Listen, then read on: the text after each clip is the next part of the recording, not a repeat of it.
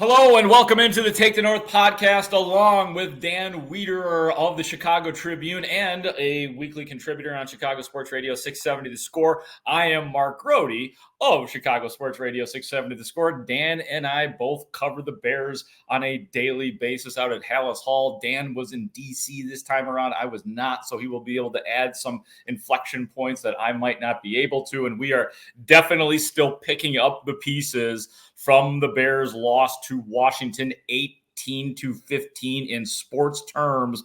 It was a devastating loss for the Chicago Bears. A 52-yard Hail Mary touchdown pass to Noah Brown, where all sorts of things went wrong on that play. Many things to pick through and to dissect now that we've had a closer look at things. Dan and I also were part of a Zoom call today on which Matt Eberflus was part. So we're going to hear from him in just a little bit. We'll get to all the things that you want to hear about. We also heard from Kevin Byard, the Bears free safety. We heard from Kmet. And we also, Dan, heard from Tyrique Stevenson himself. You were in the press box when that Hail Mary went down. Your opening thoughts on that and whatever direction you want to go to start with the Hail Mary pass. I'll apologize out of the gates because I may go in about 45 different directions. That's cool, probably man. How Bears fans were feeling when that chaos ensued in the closing minutes Sunday in Washington. And to have a front row seat to that again was unbelievable, jaw-dropping. Like, the astonishment of that final moment is hard to describe because you are sitting here in a game where the Bears were sort of beaten for most of 2.5 hours. And then they came back and found life, and they salvaged a win that they should have never had. And they stole a victory right from the Commanders' clutches. And then there, on that final play, with Jaden Daniels running around with a play with 2 seconds on the clock that actually lasted 17 seconds and ends with the football in Noah Brown's hands, you cannot describe the emotional eruption in Northwest Stadium when that ball was caught. The people that were left were expecting to walk out of there with their chins on their chest thinking, how in the world did the Commanders lose this football game today? And then all of a sudden, in the blink of an eye, they had themselves a win. And the explosion of emotion in that place was incomparable. I do compare it to the double doink game from the 2018 playoffs because of just how unbelievable the exact final moment was, right? Like upright crossbar turf, ball into a scrum, tipped back, touchdown. And just the overall disbelief that I experienced inside that Bears locker room after the game. You cannot ever get used to it, no matter how many times it's happened walking into a locker room where you're seeing the blank stares of grown-ass men on a professional football team trying to process the gravity of what just happened to them. I spent most of my time, Mark, on the defensive side for obvious reasons, trying to get the breakdown of the Hail Mary, and we'll get into some of that in a little bit. But to see those stares, to see that dejection, to see that swirl of emotions, you never get used to it, and it was wild. And then just to bring it back to what you were talking about with Tyrique Stevenson, before the play begins, Brad Biggs and I are sitting in the opposite end zone with our view across the field at what's going to happen on the final play, and Tyrique Stevenson's down there waving to people in the crowd. Apparently, by his account, he was talking to Bears fans. He was obviously, I think, waving goodbye to some Commanders fans. And then the play starts. And the play's going on for 2, 3, 4 seconds, and he still has his back turned to the action. And Brad Biggs and I are saying, what the hell is Tyrique doing? Like, what's going on here? Then, Mark, as you know, to understand how that play unfolded and how Tyrique shirked his responsibilities on that last play and ultimately was the man who tipped the football into the hands of Noah Brown when he was supposed to not be jumping and tipping the football, but actually defending Noah Brown. It's unfathomable. And the Bears are still trying to unpack that to this moment. Yeah, and just picking up where you left off there. Yeah, Tyrique Stevenson was supposed to be, as they put it, they like to use basketball terms or volleyball terms, something that he was supposed to be boxing out Noah Brown. We learned that Elijah Hicks was supposed to be defending the tip. He was supposed to be the back tip guy. There was nobody behind Brown. Kevin Byard, from whom you will hear in just a little bit too, was the jumper. As he said, it's a free jump like in volleyball. he also said, though, basically, without getting too deep into it, that 85 pushed him. So there could have been an interference called on that. I get it, though. Like, that's not even a direction that I want to go. Right. Refs are not going to call penalties Ever. in those scenarios. I mean, I remember last year, Darnell Mooney missed the Hail Mary in the end zone. There could have been penalties on that play. I don't even want to go that direction. Why don't we get, though, to Tyrique Stevenson? Yeah, let's start there. Yeah, let's start there. I edited together just what I thought was the most poignant parts of what he discussed. And you should know, too, that he did apologize to his teammates in one of the rooms at Haugh, one of their meeting rooms. So he apologized to the entire team. He took responsibility. He did it on Twitter as well. So, he's done what he has had to do. I mean, essential competency as far as I'm concerned. But here is Tyrique Stevenson on his mistakes. Only regret I have from yesterday is just letting this team down from, working hard and coming back and putting ourselves in a W column, and, just for me to be out of place and, do something that's out of character of me and just, cost us a loss. So my focus is on this building and how the people in this building feel. I understand there's anger. I understand, somebody ticket. I understand that the things that go outside of the building that could, possibly affect how somebody feels and all that. But, to be honest, I'm worried about the opinion of the building. And if these guys got my back, and that's how I'm moving forward. The play was I supposed to box out 85. That to be the play was, cheering with some Bears fans, wasn't taunting no fans. It was just cheering with some Bears fans, and the Washington fans reacted how they wanted to. My job was to box out 85, and when I went up to hit the ball, it's pretty much to knock it down. Interceptions especially in a close game like that. So either could have went, Tyrique, good pass, knocked down, or we're in the situation we're in right now. To the coaching side of it, Tyrique, what have the coaches said, and have, beyond telling you shouldn't have done that, are there any consequences for it beyond that? I don't think there's no consequences as of right now. We haven't met with the coaches yet. We've been going over film and doing walkthroughs and trying to get everything corrected. So honestly, I can't give you no details on that. Tyrique, Mark asked you a couple minutes ago about consequences. Being part of this team, when the standard is violated, what is the sense of accountability? What should be the accountability from one teammate to another in situations like this? Pretty much what's going on now. You can't do nothing. You can't take back the game. It was yesterday. I understand the emotions and how everything flared up, but pretty much anything that a teammate could do is pretty much just point out the problem, address it, how they feel it, and if I don't respect that teammate, then I take it a certain way. But I respect all these guys and I love all these guys. So all I can do is take it on the chin and, let them boys know that, this won't ever happen again. They ain't got to worry about, me playing out of character like that again. Dan, I think, to that last point, you and I were both very interested in that last part, obviously, in terms of accountability and should there be consequences. And the more I've thought about it and let this sit in throughout the day, I think that Tyrique Stevenson has done his part of, number one, owning up to it on Twitter yesterday when the video came out and it was undeniable, talking to the team today, and apparently that was, self-imposed. He did that without being prompted, and maybe he was prompted, who knows. So I do believe that the embarrassment in this day and age and the shot to the ego in this day and age, because this is what everybody in the NFL is talking about today. They're talking about the fact that they're going to use the Bears tape now to show what not to do and how not to act. And that falls squarely on 29 Tyrique Stevenson. Look, if the 8 captains on that team think that Tyrique Stevenson should sit out a game or sit out a quarter, that's fine. But I think that if there are real consequences, like in the next game, I think you're only hurting the team because he is by far and away, it's not even close, the second best cornerback on this team. So I think you're hurting the team twice if there are to be consequences in the next game at Arizona. It's a really interesting discussion because anybody that knows me knows that I'm not one of these meatballs that says, oh, you got to waive them tomorrow. Like you're going to take a second round pick and ship them out the door for one boneheaded mistake.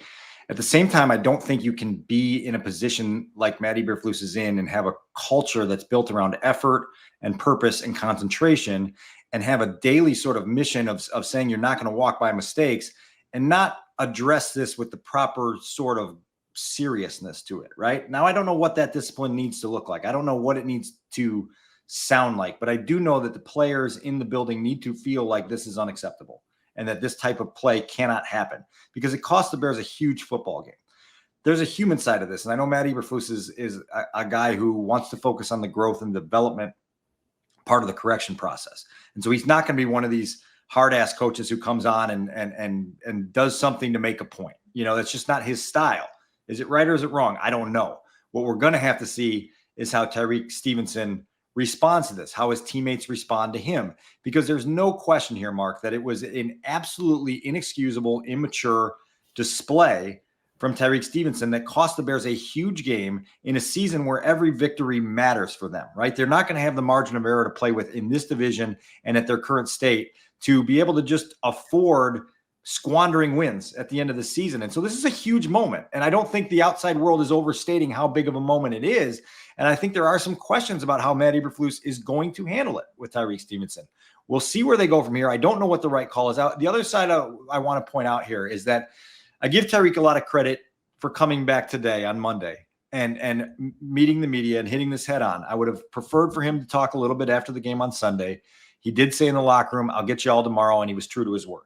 So that's fair, right? And I appreciate him having that professionalism to do that today, because we've seen instances in the past where this would have dragged out till Wednesday, Thursday, and the whole storyline would have just lingered for far longer than it needed to, and everyone would have been impacted, including the players in that locker room, because of it. So I give him credit for hitting this head on Monday and getting behind him quickly. I also think that Tyrique Stevenson is a 24-year-old young man who's been through a lot in his life to get to this stage in his football journey that he's at. And he's a passionate dude. He's well-liked inside that locker room. Guys appreciate the energy he's played with. And there will be some forgiveness for the mistake. Now, look, it's not going to be easy for some guys in that locker room to look past this, because as we know, as we just mentioned, this is huge in the scope of the season, what happened on that final play yesterday.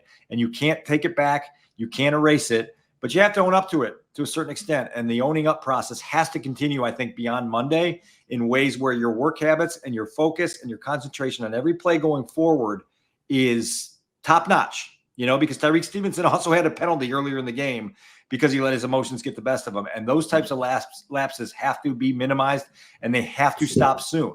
And that's where the consequences, I think, come in. Yeah, I mean, and not to pile on, but I guess I'll pile on. It was a tough day for Stevenson. You mentioned that penalty. He also gave up the 61-yard bomb to Terry McLaurin. So just generally speaking, it was a rough day. The cornerbacks are going to give up big plays. We've seen Jalen Johnson give up a couple of big plays, or at least one really big play this year. So that part happens. But let's listen to Matt Eberflus, because this sort of fits in perfectly with what you're saying, the type of player that Tyrique Stevenson is, an emotional guy, seemingly a good guy from what I've been able to discern in the locker room. But this is Matt Eberflus on Tyrique Stevenson screwing around with the fans or whatever he was doing when he should have been lined up. Yeah, I talk to the players all the time about it. It's great to have passion, and I think it's great to have that great enthusiasm for the game. I said, but it also comes to a point where your emotions go over the top and then you lose focus. And you got to have to be able to have that balance.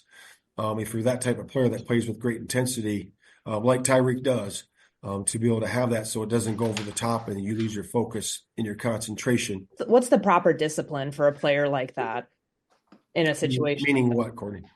Just, I mean, it seems like there should be consequences for an action like that. How do you see that? Yeah, we'll look at that. Again, those things are always going to be internal as we work with our players, as we go forward. And it's really about development, making everybody better. So we'll get to that answer as we go through the week. And but again, he did address the team in a team meeting room today. And again, it was a really good moment for him to be able to do that.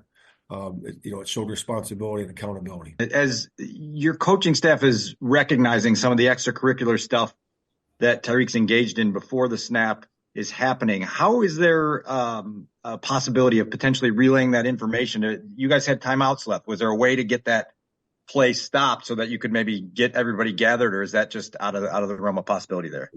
Yeah, so from our vantage point, everybody was lined up in the correct position, and then we just were ready to go. We already had showed those diagrams, before.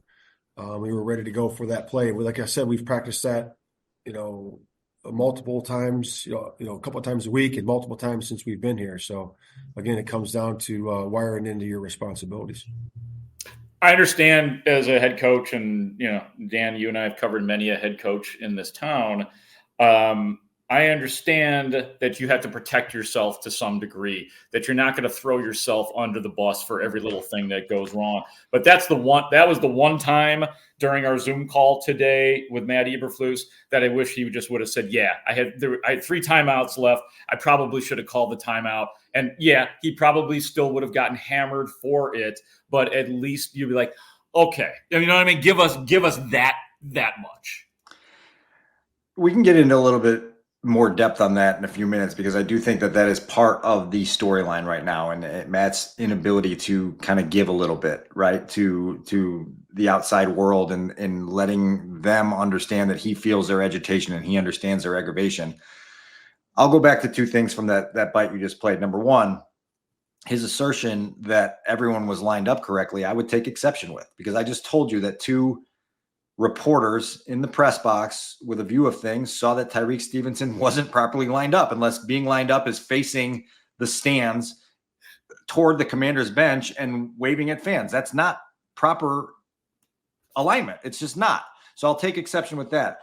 I also think what the outside world is looking for from Matt, and they're never going to get it because we're 3 years into this and it doesn't happen, is something more firm, more stern, and more emphatic. Something that just says it's inexcusable. It's a play that can't happen. We're a football team trying to pursue championships, and we cannot have guys putting selfish needs above the team's goals in a play where the only job is to finish one more play. And you walk out of Washington with one of the more improbable, riveting, rousing wins that you've had in a long time, that was going to put the team at 5-2 and provide incredible fuel into week 9. And your behavior prevented that from being reality. That can't happen. It's inexcusable, and we're not going to stand for it. That's not that hard to say. I just said it very clearly and fluently here in 30 seconds on a podcast. I don't know why Matt can't say that in front of a post-game press conference audience, on a Zoom call like we had on Monday afternoon, or in front of the team. Maybe he has said it in front of the team and we're not privy to it, but it just seems like there is a hesitance on his behalf to be firm with players in a way that would make them feel like he was an authority that might threaten them a little bit. I don't know if I'm being too strong with that, but I think you get what I'm saying. No, I do. And to me, it says he's a little bit insecure in that way, that he is taking being a player's coach to a level that it shouldn't be. And that's fine. Like, it's good to be a player's coach. Like, look across the division, right? Like, how do you think Dan Campbell would have responded to that situation? He would have felt for the player. He would have shown compassion for his player, but there would have been an outward display of raw emotion, right? And I think that's what a lot of people in the Chicago world want to see, is some raw emotion that lets you feel that Matt understands what exactly happened. You should know that he has gravity, that you're the head coach of the Chicago Bears, you've got that gravity. I don't think he does. I think some of it, Dan, goes back to the first 2 years of this team, that they were god awful, that it sure felt like he barely made his way back, with this team this year. And I supported Matt Eberflus coming back, because for me, it wouldn't have been fair to have finally put a real roster together and be like, yeah, we're going to leave the coach behind. But I do think that because there was so much talk, there was talk about Matt Eberflus getting fired during the season last year, that he doesn't feel like he has that gravity with the players. And the fact of the matter is, he should have that gravity with the players. And if he doesn't have that gravity with the players, then he shouldn't be here. No doubt. If he doesn't have that kind of gravity, then there are serious cracks in the foundation that you're never going to be able to build the high rise that you're trying to build, because it will crumble, and you've got to establish that. Look, we are in week 9 now. There is a long way to go in this season. There's a really critical stage here in the next couple of weeks to get this team regrouped and to respond. It's not a gimme win in Arizona by any stretch of the imagination. You better come back Wednesday ready to focus and practice and be dialed in, because there are consequences if you're not. and you may have something to add to that as well. Oh, yeah, no, absolutely. The Bears at Arizona this week, home against New England after that. Then it begins, home against Green Bay and Minnesota in back-to-back games. One more Matt Eberflus cut right now that I want to play for you, Dan, because I know you were very interested and very much on top of this one as well. And that is, it's not just about, now just rewind one play, the second to the last play of the game, where essentially – the Bears allowed Washington to, in the defense that they were in by Matt Eberflus, they allowed Jaden Daniels to complete a 13-yard pass to Terry McLaurin, which doesn't make for an easy throw for Jaden Daniels, but makes for an easier throw for it. And here, this is day 2, Matt Eberflus talking about that moment and whether or not that was a sound decision to essentially allow that play to happen. Then you've also downplayed the significance of the 13 yards on the previous play. I'm curious why you've downplayed that, and it seemed like you were motioning towards Jalen to come up on that play before that play was run. Yeah, so they're, in that particular situation, you always know that they're going to do, with 6 seconds to go at the 35, they're going to either go for the end zone there or just try to get more yards and do that. So if you want to play sideline defense, what they're going to do is they're going to convert to the Hail Mary right there and then just run everybody off the sideline. Then you got to pick them up from the sideline and do the same job that you're going to do in the Hail Mary. So, to me, we wanted to just bring them up so we wouldn't get something that's too far down the field, which was to the 48, and then we set up for a Hail Mary at the end. But you thought that Jalen could have thrown it 70 yards there as opposed to 50? No, it's going to land. It's going to land somewhere, but you're going to end up playing the same type of defense. It's going to land somewhere in the in that area, how far you can throw it, so 60, 65 yards, somewhere in there.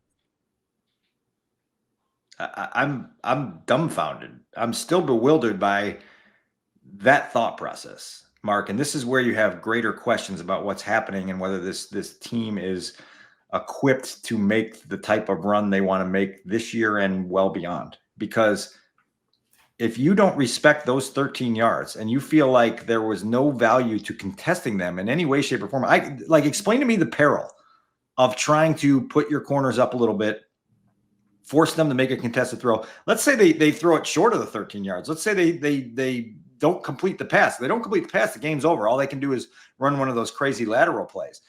The assertion that a 65-yard Hail Mary was going to be the same as a 52-yard Hail Mary, it just defies mathematics and human constraints in the NFL these days. We saw where Jaden Daniels' pass landed. It landed at like the 3-yard line, was tipped in the air and landed 1 yard in the end zone in Noah Brown's hands, right? Subtract 7 yards from that. Subtract 10 yards from that. Subtract 13 yards from that. Any Bears might win the football game. Yeah. So look, and I know you've got some sound from Kevin Byard to kind of be supporting evidence to this, but how are you so easily shrugging past that? Both after the game and then, to your point, a day later, when you've had the time to think about it, you say, maybe we should have contested that a little bit better. I don't know that the risk reward was in our favor of not doing anything. You said the defense that they played no defense on that play. They just let Terry McLaurin run wherever he wanted to with as much time as he had to catch a pass and get out of bounds before the game was over. And they gave him 3 yards and they gave him an easier shot at the end zone. It's no different than knowing the range of a kicker. You know what I mean? Yeah. And clearly they miscalculated the range there, and that one makes no sense to me. Yeah, no, and just such an unsatisfying answer. Like, you would have thought that he would have tweaked that answer or given something a little bit more plausible or something more satisfying or something more real, and he just didn't. And I'm being told right now too, Dan, a couple of things before we get to Kevin Byard. Jalen Johnson does his weekly hits on the score on the afternoon show. Jalen Johnson said that he also felt that they could have defended closer on the second to the last play. So Jalen Johnson agreeing with both of us. And just to go back a little bit as well, Jalen Johnson also saying that he thought the Bears could have benefited from a timeout right before the Hail Mary. The Bears had 3 timeouts before that. And so, you'd have to think that a lot of this stuff lines up with other players, and it does, because Kevin Byard, as Dan and I, again, were on the Zoom today, which was originated from Hallis Hall. Kevin Byard was one of the people defending on that play, and he also had some thoughts on that second to the last play, the 13-yard pass to Terry McLaurin. Here is Kevin Byard. I had a discussion with Flus about it. He has his feelings about it. I think it's a lot of different ways you can defend those plays.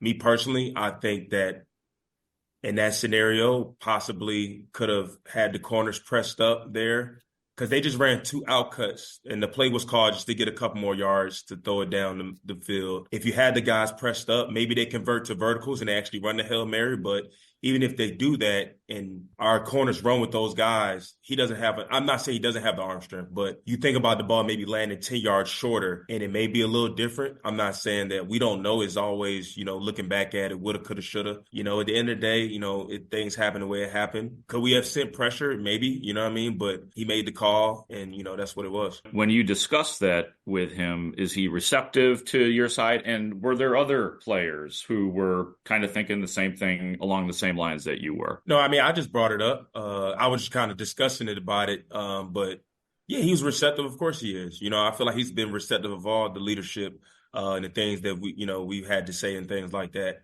And I wasn't bringing up to him like, hey, we should have did this or whatever. I was just kind of going through it, just saying like, I guess looking at for future references, you know what I'm saying? If something was to happen like that again, possibly that's a route that we take. But, he was, obviously receptive and, Fluk's been doing this for a long time, obviously longer than me.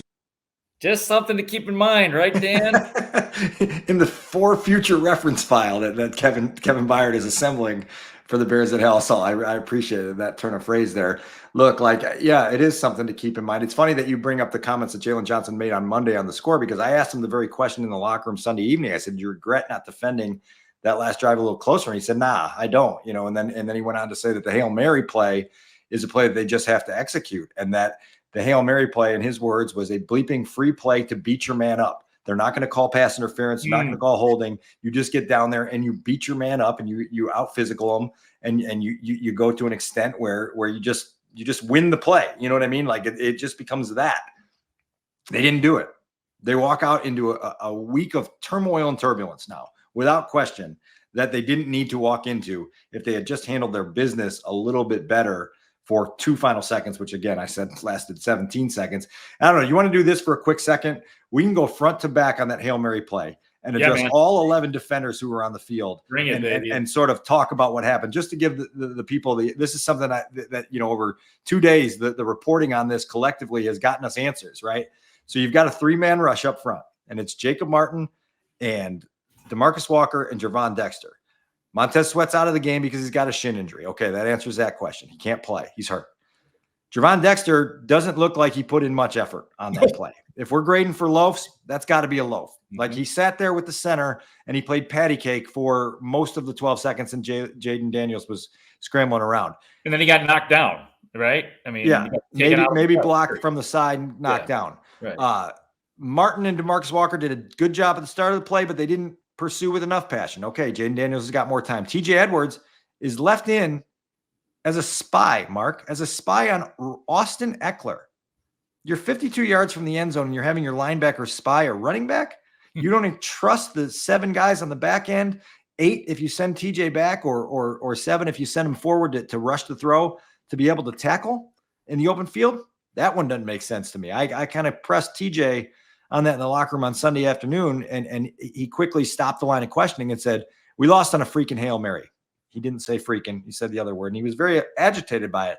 But that's a question worth asking. Why in the world aren't you sending more pressure at Jaden Daniels? We've documented what happened with Tyrique Stevenson. You've explained to people that Kevin Byard is the jumper on that play. Sole task to go up in that pile of bodies and be the guy who leaps and knocks the football down. Jalen Johnson is assigned specifically to shadow Terry McLaurin, their best player on the field. You got him. Don't let him get anywhere. That's why Jalen Johnson is like 8 yards behind the scrum where the ball landed, because he's plastered to Terry McLaurin. And oh, by the way, he's got help from Tremaine Edmonds. Yeah. Double team there. Yep. You've got Luke McCaffrey and Zach Ertz on the field. And I believe they've got, who am I missing? Blackwell and Jalen Jones are the guys assigned to them. Those guys did their job. Elijah Hicks now, as you mentioned earlier, is supposed to be the back tip guy. So not only is Tyrique Stevenson supposed to be boxing Noah Brown out, he's supposed to have help there from Elijah Hicks. So 2 players left Noah Brown open in the end zone. You go 1 through 11 on that play, and you break that down, and people will use the rationale of, it's just a Hail Mary. Crazy stuff happens when you put it in. The Bears didn't tend to the details. from the play that they called, from the way that they ran it, to the responsibilities that they had within the play.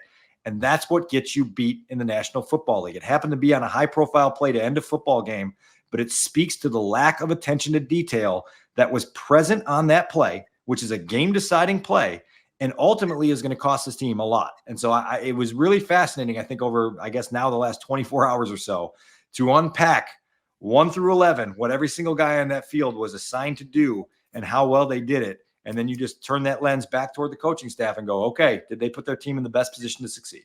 That was a great breakdown. I think people needed that too, because we just kind of been picking at it. And now that is the full picture put out there by Dan. And with all due respect to TJ Edwards, and I do take into account that it's the heat of the moment, even though they have their, period of time before the media barges into the locker room. But this is Matt, this is something they practice every day. Like, it's part of what the Bears were. There is a method to the madness when it comes to a Hail Mary. Yes, there is a massive element of luck that goes into it. But I mean, hey, Jaden Daniels worked it perfectly. I mean, to have bought the time that he did to get in position with which to throw the ball as best he could. There's a lot of technicalities that are going on, and you just laid them all out perfectly. I want to get now to something, one of the underlying issues, or really obvious issues. You talked about attention to detail. One thing that came up last week, or this past week, that DJ Moore shared with us is that the walkthroughs, they have gone to another level in terms of the attention that they demand in just a walkthrough. And I want you to hear from Cole Kmet right now, because Cole Kmet is talking about the Tyrique Stevenson play and what happened, but then he's going to get into the bigger picture issues with maybe Stevenson, with maybe other players. So here is Cole Kmet on Stevenson, and then I'll take you into a slightly different direction. Unfortunately, in that scenario, like he's a guy, gets caught with somebody with a camera, and obviously the result of the play that happens and all those type of things. But I think it's a really a good lesson for everybody to learn from in terms of how to respect the game. And I think we had examples of that throughout the game, and quite frankly, throughout the week of practice this past week, where, there's moments where maybe some guys lay off here and there. And those are the type of things that can happen when you do that for just a split second. And, it doesn't always come to bite you in the butt, but when it does, it hurts. And that's the unfortunate, and I would also say, beauty of this game is that, you disrespect it in a certain way, and it'll come to haunt you in some form of fashion. So I think it's a learning experience for everybody. We all play with a lot of passion. Tyrique plays with a lot of passion, and we all love him for that. But there's definitely a respect level of the game, and knowing that you got to finish it out until those double zeros at the clock. But when you said there's moments in practice where people lay off, what do you mean? Just wanted to clarify what you're saying. Yeah, it's more of a general thing. I'm not necessarily, whether it's how you operate in the weight, and this is all like things done in the dark, things that only you know personally. And that's like, if you're in the weight room, are you doing all 6 reps, or are you doing 5 reps and getting out of there? Are you, when you're out on the field, are you getting the jugs after practice? Are you doing this? Or is your footwork correct in the walkthrough? And just those little things that can't necessarily always be addressed by a coach or another teammate, but things that you do in the dark that really come to fruition on game day. And I think that's what respecting the game is. And if you relentlessly respect the game, I think you'll get the results that you want. And unfortunately, if you get caught disrespecting the game in some form or fashion, it does come to get you at some point. Yeah, I mean, sounds like it was a bad week of practice. When I hear Cole Kmet using the word disrespect the game a couple of times, that's pretty damning right there. So those are some troubling things coming out of the mouth of Cole Kmet. I will say this, Dan, and I want you to react to what Cole Kmet said as well. But I was asked, on the score, they were suggesting maybe, they're going to lose the locker room, that they're in a bad place and they're on the verge of that.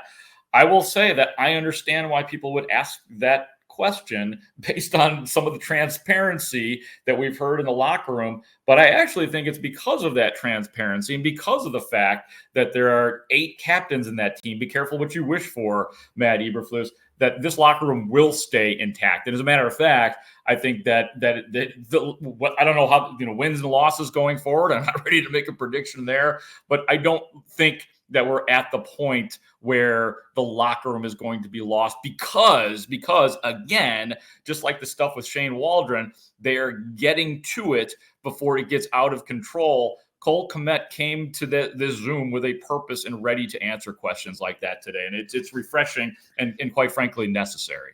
Yeah, that Cole Kmet should look at getting his own podcast someday up the road. He's a pretty good orator. He's a pretty good deliverer of messages. He should come this way, though. Really, I mean, he wants the goods. You know? When you think about the message that he's delivering there, it's sort of asking teammates, indirectly, are you pursuing excellence? Or are you cutting corners, right? And so there's a way that things need to be done, and his comments on respecting the game and you'll get the results are poignant and they're very important on a day like this to reinforce and emphasize with the people around you. The only thing that I took exception to in that entire bite from Cole was him saying, it's unfortunate Tyrique got caught by somebody with a camera. Cole, just an FYI, there were 64,000 people attending that football game. 2 guys in the press box watched it happen and said, boy, I can't wait to get a look at the all 22, which is on every single play every week. Tyrique Stevenson wasn't caught by a hidden camera. He was playing a football game on the biggest stage of Sunday afternoon. And his antics happen to be caught there. So I'll push back on that. But Cole is a great leader of this locker room for all the reasons he just articulated, because he believes in standards. He believes in the single-minded pursuit of raising the bar inside a building where it hasn't always been high enough, and so you have to continue to do that. You cannot celebrate an arrival before you've actually arrived. The Bears do that all the time. And then they fall through a trapdoor and we go, what the hell happened? I don't know how to explain it any better than that. But in terms of this losing the locker room thing, I wish I shared the same level of confidence you expressed. I would just say buckle your seatbelt, because these next couple of weeks, right? Like, you're playing a couple games that if any of this carries over and leaks in and creates a loss to the Cardinals or the Patriots, look out. Look out, because the noise is going to get louder. The doubt from the outside is going to get amplified. And then inside the building, it's going to take extra effort to kind of hold it all together, because what's ahead once you get into the meat and the teeth of that division schedule. And one play, and this is the last cut that I have, that created some controversy, obviously, and I'm sure players were curious. I know DJ Moore was a little curious when he was on the score this morning about the Doug Kramer play at the goal line where they handed off to him and he fumbled. I will say this first. Dan, you were working 2 locker rooms and at podiums and doing things. I did the pod last night with Studs, and while it was a dumb play, I don't know if that's the first play you want. I wasn't as enraged as everybody else, I suppose, because I think that it was kind of leading up to this, and there was so much support for it. Like, fans have loved every single bit of Doug Kramer. I wasn't surprised that they gave him the football. I just wasn't surprised there. And I bet if you asked fans or polled fans before this game, would you like to see Doug Kramer get the ball at some point in time on the goal line? I think people probably would have said, yeah, I wouldn't mind seeing something like that. Now, it backfired heavily. We had Mark Schlereth was on the score saying it's the dumbest play call he's ever seen in his life. But I gotta be honest with you, Dan. I wasn't leading the march of the outraged when Doug Kramer got the football right there. I will push back on that, because I think it reflects a lack of sense of timing. Right? Like, that football game was not the type of game where you're trying to score style points. You couldn't get anything going. You had 3 completions near the end of the third quarter in the entire game where one of them was a 0-yard throw out to DJ Moore for no gain on 4th and inches. Right. And so that's you were in a situation like the Bears were in a carnival game in New York in 2018 when they let Akeem Hicks score a touchdown. You have to have a sense for when those moments present themselves. I don't have a problem with the concept of the play. I think you have to have a sense of the moment. And the Bears were struggling. At that point, you just need to get the ball in the end zone without getting cute. And so I hated it. I hated it in the moment. I wouldn't have hated it in another moment, in another game where it just felt like the flow was there for it. And Matt sort of said it was predetermined multiple times. He kind of said that was going to be our first play that we ran as soon as we got a play at the 1-yard line. Well, guess what? The handoff wasn't executed. The ball shot out. Johnny Newton had it, and you cost yourself 7 points after we've established over the last month that you successfully troubleshot the problems in Indianapolis to the point where you discovered, oh, by the way, Roschon Johnson, pretty good. You give it to him. He churns his legs. He moves the pile. It breaks the plane. It's in the end zone, and you've got yourself a touchdown. Don't get cute in moments that don't call for cuteness. There'll be a time and a place for tricks. That wasn't it, in my opinion. Yeah, and let's hear from Matt Eberflus today on the Doug Kramer play. It sounded like you supported the Doug Kramer play call at the goal line, saying that you guys have worked on that and it's just 1 yard. Does that mean that Shane Waldron should feel free to call that play again in the future, or is that something that you guys now look at and say we got to pull that out of the playbook? Yeah, I mean, obviously we always look at execution, and when things don't work, we obviously look for a different answer. But we felt good about that play. We practiced that play. Like I said, it was the first play from the one. We had other plays to go to after that. Again, we just got to be better with the execution of the handoff there. Yeah, I mean, so the irony, I guess, of it is that I was kind of getting on Flus, and I didn't keep my follow-up on there, but I asked again. I said, so then should Shane Waldron continue to feel free to call the play? So I'm the guy that's kind of half supporting what happened, but at the same time making sure that it's out of the playbook. So Dan, I don't know where I am with this Doug Kramer. I do think that Matt kind of indirectly told you, yeah, when something like that backfires that badly, we're going to rip it up and throw it right in the trash and not try it again. Because, oh my God, if we tried it again and fumbled again, oh my God, I'm probably losing my job that afternoon. Yeah. Look, like, again, like that's a terrible play in a terrible moment, in a terrible loss. It's particularly galling to me because you've assembled this star-studded cast of playmakers for Caleb Williams to the point where you took the number 1 pick in the NFL draft and you drilled into him for months. Use your skill. Give it to DeAndre Swift. Get it to Keenan Allen. Get it to DJ Moore. Get it to Rome Odunze. Get it to Cole Kmet. You've got guys to help you.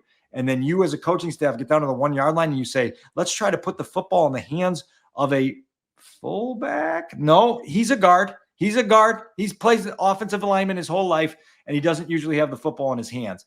No. And I think this speaks to some of what is going to be a major challenge for Matt Eberflus to retain the internal belief of his players, because they stepped in it on Sunday, Mark. And for something I'm writing for ChicagoTribune.com right now, you were in a big stage game under bright lights in front of a bigger than usual audience on Sunday afternoon with an entire nation kind of checking in to see if your progress was for real or not. And the prevailing emotions at the end of the day were anger, embarrassment, and despondency, right? How familiar is that feeling to the Chicago Bears? And what does that mean for the people that are leading the organization when you had an opportunity to make a statement and those are the things you felt getting back on the plane and leaving Washington, D.C.? Yep, a Bears 3-game winning streak ends with a thud and kind of brought everybody back down to earth. We didn't even get into Caleb Williams, but I promise you we will talk about Caleb Williams as the week goes on here on Take the North, because the offense in general just wasn't good. The offensive line had its problems and its issues in terms of injuries. So I promise we will get to all of that, but there was just so much meat on the bone, and I know people wanted answers and they wanted opinions, and hopefully that's what we gave you here today on Take the North. For Dan Wiederer, you got one more thing for us, Weedsy? I'm just going to give you a Monday morning tidbit from Reagan National Airport. There's a little quick outro for our audience. Oh, First of all, I misset my alarm for Wednesday, right? I have a weekly alarm to remind me to be on Mully and Haugh, and I reset that one instead of setting a new one. And so my alarm did not go off. And I had a 6:58 flight out of Reagan National on Monday morning. So I roll over and I go, what time is it? Oh, it's 5:30. I got to get to the airport. Luckily, I'm at a hotel very close, and I got to fly out of bed, wash my face, pack the suitcase, get in the Uber, fly to DCA, get there, and roll through. There's two parts of the story. So I get in the TSA pre-check line at Reagan National. Sandwiching me in this pre-check line, NFLPA director Lloyd Howell. He's like 7 people behind me and 3 people in front of me. Former U.S. Attorney General Bill Barr. and you remind yourself, you're like, oh yeah, I'm in DC. Like this isn't that weird. But you're in this surreal moment on low sleep, rushing the airport. You're like, where am I? Once I got settled at my gate and on the plane, and really up to this moment, outside of the work that I've been doing for my employer, I have not been able to consume enough content on this football game that was played on Sunday. This is one of those games where you're just like, oh my God, there is so much reaction nationally, locally, radio, print, TV, all of it. And you just like, you cannot stop trying to get to the bottom of everything that we just talked about. So I thought this was a really healthy and meaty discussion, but this is one of those weeks, I think, where it's going to be all right there in front of us. And we've got to continue to dig with the shovels. No doubt. I mean, I'd say we've gotten to maybe half of the stuff that we need to get to and discuss this week, let alone a game at Arizona next week. That's going to do it for us today.